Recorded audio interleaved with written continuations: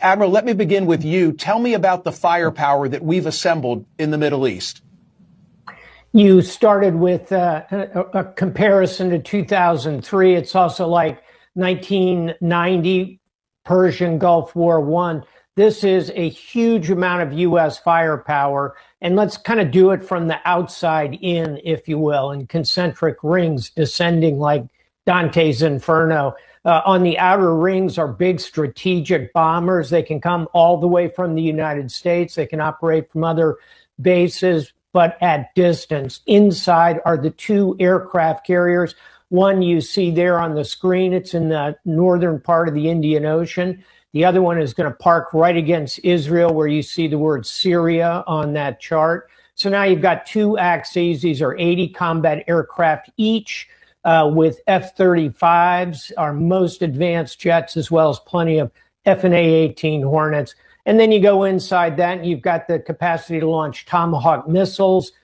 You can send drones in. You can use cyber. And, of course, there's land-based aircraft, Air Force aircraft at many of those bases you showed there.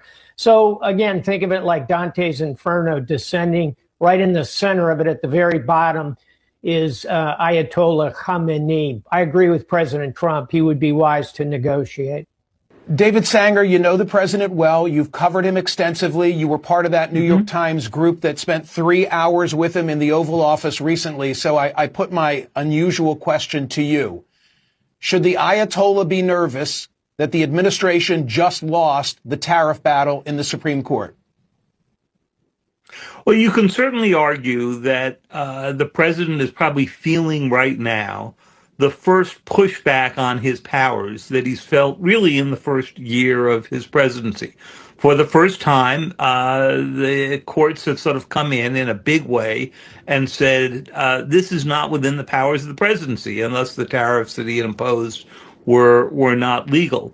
And he may well want to push back by showing that he can operate in an area where the Constitution gives him an enormous amount of leeway.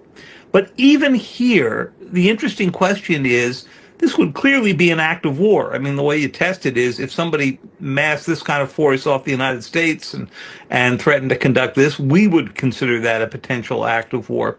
And yet Congress has not issued either an authorization to use military force, as they did in the case of Iraq, or passed a war resolution. And, you know, what did the president tell us in that interview? He asked whether there were any limits on his power. He said, really only my own morality. That's the only limit that I have. Iran is preparing